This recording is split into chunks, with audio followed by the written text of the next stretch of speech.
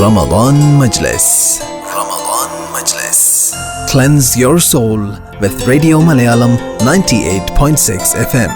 ഉദയസൂര്യനും അസ്തമയ സൂര്യനും ചന്ദ്രനുമെല്ലാം ഒരു രസമുള്ള പരിഗണന നൽകുന്ന കാലം കൂടിയാണ് ഈ നോമ്പുകാലം. സക്കാത്ത്, സദക്ക, ഖുർആൻ പാരായണം, രാത്രി നിസ്കാരം പോലെയുള്ള നോമ്പിന്റെ ആത്മാവിനെക്കുറിച്ചും നോമ്പും ആരോഗ്യവും പോലുള്ള വിഷയങ്ങളെക്കുറിച്ചുമെല്ലാം നിങ്ങൾ കേട്ടുകൊണ്ടിരിക്കുന്നുണ്ടാവും.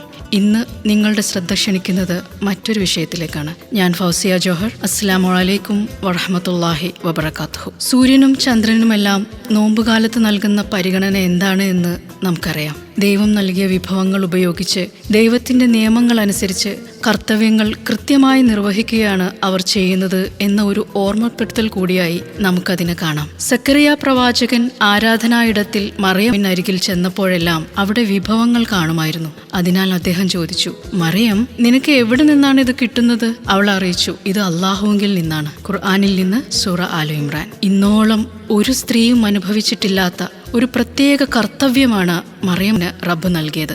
അതുകൊണ്ട് ചിന്തിച്ചു നോക്കൂ, ഇന്നോളം ഒരു സ്ത്രീക്കും ലഭിക്കാത്ത വിഭവങ്ങൾ തന്നെ മറിയമിന് കാരുണ്യവാനായ റബ്ബ് വിളമ്പി. നീതിമാനായ റബ്ബ് അവരവരുടെ കഴിവിനനുസരിച്ചുള്ള കർത്തവ്യങ്ങൾ ഏറ്റവും നന്നായി ചെയ്യാൻ ആവശ്യമായ വിഭവങ്ങൾ നമ്മൾക്ക് മുന്നിൽ എത്തിച്ചു തരുന്നുണ്ട്. അത് കണ്ടു മനസ്സിലാക്കി ഉപയോഗിച്ച് വിജയം കൈവരിക്കാനുള്ള വിവേകം നൽകി റബ്ബ് നമ്മളെ അനുഗ്രഹിക്കുമാറാവട്ടെ. ആമേൻ. വീണ്ടും നമുക്ക് സൂര്യനെയും ചന്ദ്രനെയും നോക്കാം. ഇത് ഞാൻ പറയുന്നതല്ല, ഖുർആനിലുള്ളതാണ്. ഒട്ടകത്തെ അവർ നോക്കുന്നില്ലേ, അതിനെ എങ്ങനെ സൃഷ്ടിക്കപ്പെട്ടു എന്ന്? ആകാശത്തിലേക്ക് അവർ നോക്കുന്നില്ലേ, അത് എങ്ങനെ ഉയർത്തപ്പെട്ടിരിക്കുന്നു എന്ന്? പർവ്വതങ്ങളിലേക്ക് അവർ നോക്കുന്നില്ലേ, അതിനെ എങ്ങനെ നാട്ടി നിർത്തിയിരിക്കുന്നു എന്ന്?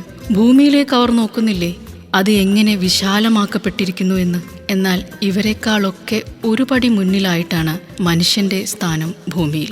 ഖുർആനിൽ റബ്ബ് മലക്കുകളോട് ഭൂമിയിൽ ഞാനൊരു ഖലീഫയെ സൃഷ്ടിക്കാൻ പോകുന്നു എന്ന് പറയുന്ന ഒരു സന്ദർഭത്തെക്കുറിച്ച് പറയുന്നുണ്ട്. ഖലീഫ ഖുർആനിക കോണ്ടസ്റ്റിൽ മലയാളത്തിൽ അതിൻ്റെ അർത്ഥം ഉപരിപാലകൻ, അതായത് മനുഷ്യൻ ദൈവം നൽകിയ ഉത്തരവാദിത്തം നിർവഹിക്കേണ്ടവനാണ് എന്നർത്ഥം. സൂര്യനും ചന്ദ്രനും എല്ലാം അവരവരുടെ കർത്തവ്യങ്ങൾ ചെയ്യുന്നു എന്നല്ല, വളരെ ബെസ്റ്റായിട്ട് ചെയ്യുന്നു എന്ന് നമുക്ക് കാണാം. അതുതന്നെയാണ് മനുഷ്യനോടും റബ്ബ് പറഞ്ഞത്.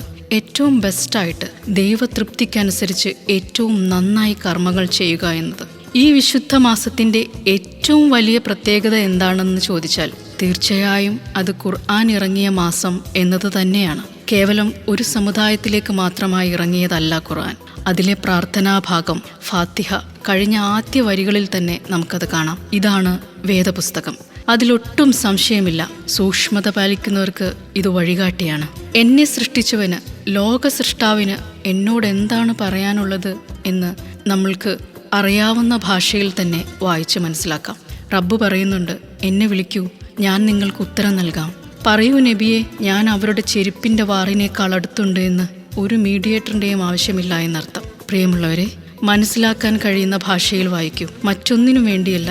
നമ്മുടെ നാട്ടിൽ താണ്ഡവമാടിക്കൊണ്ടിരിക്കുന്ന വെറുപ്പിൻ്റെ രാഷ്ട്രീയത്തെ തിരിച്ചറിയാനെങ്കിലും സത്യമെന്താണ് എന്ന് അന്വേഷിച്ച് തന്നെ മനസ്സിലാക്കാം. ചിന്തിക്കുന്നവർക്ക് ദൃഷ്ടാന്തമുണ്ട് എന്ന ദൈവവചനം നിങ്ങൾക്ക് മുന്നിൽ വെച്ചുകൊണ്ട് വിട. അസ്സലാമു അലൈക്കും വറഹ്മത്തുള്ളാഹി വബറകാതുഹു. Ramadan Majlis.